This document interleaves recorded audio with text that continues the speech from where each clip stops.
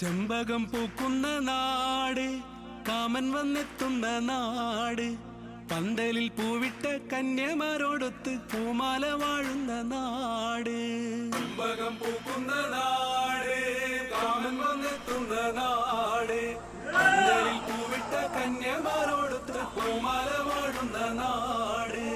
അന്നൂരെന്ന ഈ നാട് വിഷ്ണു വസിക്കുന്ന നാട്, തെക്കും വടക്കും വസിക്കുന്ന വീരന്മാർ പൂരക്കളിയാടും നാട്.